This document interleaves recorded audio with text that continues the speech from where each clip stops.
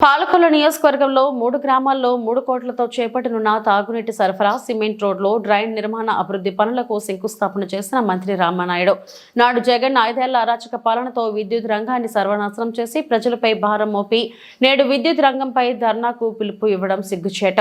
గత వైసీపీ ప్రభుత్వ 5 ఏళ్లలో 9 సార్లు విద్యుత్ ఛార్జీల పెంపుతో పాటు ట్రూ యాప్ ఛార్జీలు అంటూ 16,000 కోట్లు ప్రజలపై భారం మోపింది జగన్. నాడు జగన్ విద్యుత్ డిస్కిమ్లపై 18,000 కోట్ల బకాయిల భారం వారసత్వంగా ఇచ్చినందునే నేడు ప్రజలపై భారాలు పడుతున్నాయి.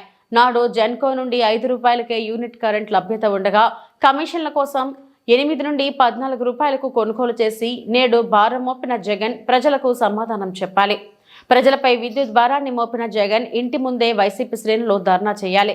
అక్రమ విద్యుత్ కొనుగోలు, కక్ష సాధింపుతో పీపీఏల రద్దు, ట్రాన్స్ఫార్మర్లు, స్మార్ట్ మీటర్లలోనూ అవినీతికి పాల్పడ్డాడు. ఏపీలో ఉన్న విద్యుత్ లోటును 2014-19 5 ఏళ్లలో మిగులు విద్యుత్ రాష్ట్రంగా మార్చిన ఘనత చంద్రబాబుది. గత చంద్రబాబు పాలనలో విద్యుత్ ఛార్జీలను పెంచకపోవడమే కాకుండా నాణ్యమైన విద్యుత్తును అందించాం. ఈరోజు ఆంధ్రప్రదేశ్ రాష్ట్రంలో విద్యుత్ ఛార్జీలు పెరగడానికి కారణకుడైనటువంటి జగన్మోహన్ రెడ్డి మళ్ళీ విద్యుత్ ఛార్జీల పెంపు మీద మరి ఈరోజు ధర్నా చేయడం అంటే తాను పెంచినటువంటి ఛార్జీలకి తానే ధర్నాను పిలవడం అంటే రివర్స్ జగన్మోహన్ రెడ్డి అనేటువంటి మాటను ఈరోజు కూడా నిలబెట్టుకునేటువంటి పరిస్థితి. నిజంగా విద్యుత్ ఛార్జీల పెంపు మీద ధర్నా చేయాలని అంటే తాడేపల్లి రాజప్రసాదం ముందో లేకపోతే జగన్మోహన్ రెడ్డి ఇంటి ముందో ఈ యొక్క వైఎస్ఆర్సీపీ శ్రేణులు మరి ధర్నా చేయవలసినటువంటి పరిస్థితి. ఎందుకు ఈ మాట అంటున్నానంటే ఈవేళ ఏదైతే మాకు వారసత్వంగా జగన్మోహన్ రెడ్డి పాపాలు శాపాలు మమ్మల్ని వెంటబడుతూ ఉన్నాయి. ఏదైతే ఆ రోజు 2021-2022 జగన్మోహన్ రెడ్డి ప్రభుత్వంలోనే ఆ రోజు 3,082 కోట్ల రూపాయలు ఆ రోజు ఈఆర్సీ సిఫార్సుతోటి ఆ రోజు ట్రూ ఆఫ్ ఛార్జీలు అని చెప్పి మనందరి నెడ్డి విడిచినటువంటి పరిస్థితి. తర్వాత మళ్ళీ 2022-2023లో మరి 6,072 కోట్ల రూపాయలు, 2023-2024 9,412 కోట్ల రూపాయలు, మొత్తం మరి 16,000 కోట్ల రూపాయలు ఆ రోజు ఈఆర్సీకి జగన్మోహన్ రెడ్డి సిఫార్సు చేసి ఏదైతే విద్యుత్ పెంపుకు ఆ రోజే నిర్ణయం తీసుకొని ఎన్నికల ముందు మరి ఇటువంటి పెంచినటువంటి విద్యుత్ ఛార్జీలు చేటు తెస్తాయని చెప్పి మరి ఆ 2 సంవత్సరాలు వాటిని అట్లా అట్టిపెట్టి మరి ఈరోజు ప్రజల నెత్తి మీద భారం పెట్టినటువంటి మరి ద్రోహి ఏదైతే జగన్మోహన్ రెడ్డి అనే విషయం ఇవాళ చాలా క్లియర్గా. ఎందుకంటే ఈరోజు చూస్తూ ఉంటే ఈవేళ 5 రూపాయలకి, ఎందుకంటే ఆ రోజు జగన్మోహన్ రెడ్డి 5 సంవత్సరాల పాలనలో 5 రూపాయలకి జెన్కో విద్యుత్తు బహిరంగంగా లభిస్తూ ఉంటే తన కమిషన్ల కోసం ఆ రోజు బహిరంగ మార్కెట్లో 8 రూపాయలకి, 15 రూపాయలకి, 14 రూపాయలకి విద్యుత్తును కొనుగోలు చేయవలసిన అవసరం ఏంటి? ఈవేళ జగన్మోహన్ రెడ్డి ఆంధ్రప్రదేశ్ రాష్ట్ర ప్రజలకు సమాధానం చెప్పాల్సినటువంటి పరిస్థితి ఉంది. నీ కమిషన్ల కోసం, నీ అవినీతి కోసం ఈవేళ ఏదైతే ఆంధ్రప్రదేశ్ రాష్ట్ర ప్రజల మీద ఈరోజు భారం పెడుతున్నటువంటి పరిస్థితిని ఈవేళ ప్రజలందరూ కూడా గమనిస్తున్నటువంటి స్థితి. ఏదైతే నీ పాలనా వైఫల్యం, ఎందుకంటే ఆ రోజు వీటీపీఎస్ కానీ కృష్ణపట్నం థర్మల్ ప్లాంట్స్ కానీ ఏవైతే ఉన్నాయో మరి అవన్నీ కూడా జాప్యం చేయడం ద్వారా దగ్గర 12,818 కోట్లు ఈవేళ భారం పడుతున్నటువంటి పరిస్థితి.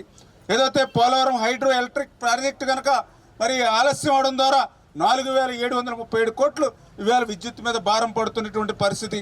ఇది అదేవిధంగా సోలార్ పవర్ మరి సెకీ నష్టం కానీ, అప్పుల మీద వడ్డీ భారం కానీ, నిర్వహణ వైఫల్యం కానీ, ఈ రకంగా జగన్మోహన్ రెడ్డి 5 సంవత్సరాల పాలనలో 1,29,503 కోట్ల రూపాయలు అక్షరాల ఆంధ్రప్రదేశ్ రాష్ట్ర ప్రజల మీద విద్యుత్ భారం మోపినటువంటి పరిస్థితి చాలా క్లియర్గా ఈరోజు నేను అంకెలతో సహా చెప్తున్నటువంటి స్థితి.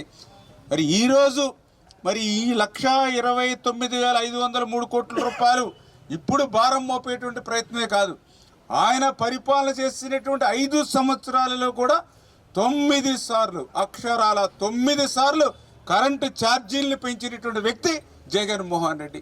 అంటే ఆయన అధికారంలో ముఖ్యమంత్రిగా ఉన్నప్పుడు 9 సార్లు కరెంట్ ఛార్జీలు పెంచి మళ్ళీ పోతూ డిస్కమ్మల మీద భారం వేసి మరి ఏదైతే మరి ఈ యొక్క ఈఆర్సీకి సిఫార్సు చేసి మరి దగ్గర ఇంత భారం ప్రజల మీద పెట్టిన వ్యక్తికి ఇవాళ విద్యుత్ గురించి మాట్లాడేటువంటి నైతిక అర్హత హక్కు వాళ్ళకి ఎక్కడ ఉంది? ఎందుకంటే ఈవేళ తెలుగుదేశం ప్రభుత్వం చంద్రబాబు నాయుడు గారు మీ అందరికీ తెలుసు, ఆ రోజు 2014లో అధికారంలోకి వచ్చే సమయానికి ఆంధ్రప్రదేశ్ రాష్ట్రంలో పవర్ ఏ రకంగా ఉండేది. 14కి ముందు మీరందరూ మర్చిపోయారు. ఎప్పుడు కరెంట్ వస్తుందో ఎప్పుడు పోతుందో తెలియనటువంటి స్థితి. ఉదయం 6 గంటల నుంచి 11 గంటల వరకు ఒకసారి పవర్ కట్ అనేవారు. మళ్ళీ ఈవినింగ్ 5 గంటల నుంచి మళ్ళీ 9 గంటలకి మళ్ళీ పవర్ కట్ అనేవారు. ఇవి చెప్పి చేసినటువంటి పవర్ కట్, ఇవి చెప్పకుండా ఎప్పుడు వస్తుందో ఎప్పుడు పోతుందో తెలియనటువంటి స్థితిలో 14లో అధికారంలోకి వచ్చినటువంటి చంద్రబాబు నాయుడు గారు మరి విద్యుత్తును అత్యంత చాకచక్యంగా మరి ఆయన మళ్ళీ సంస్కరణలు తీసుకొచ్చి 2019లో ఆయన అధికారం దిగిపోయేటువంటి సమయానికి మళ్ళీ 20,000 మరి మిలియన్ మరి ఏదైతే వాట్స్ ఏదైతే కరెంటు మళ్ళీ ఆయన మిగులు విద్యుత్తుని 2019లో రాష్ట్రానికి అందించినటువంటి పరిస్థితి ఆనాటి మరి చంద్రబాబు నాయుడు గారు. అంటే ఆ రకంగా 2014-19లో ఒక్కసారి కూడా కరెంటు ఛార్జీలు పెంచకుండా మరి 20,000 మిలియన్ యూనిట్లు ఏదైతే కరెంటు ఉచితంగా మరి ఆ రోజు మరి ఆ యొక్క ప్రభుత్వానికి మిగులు విద్యుత్తుగా అందించినటువంటి ఘనత ఆ రోజు చంద్రబాబు నాయుడు గారిది.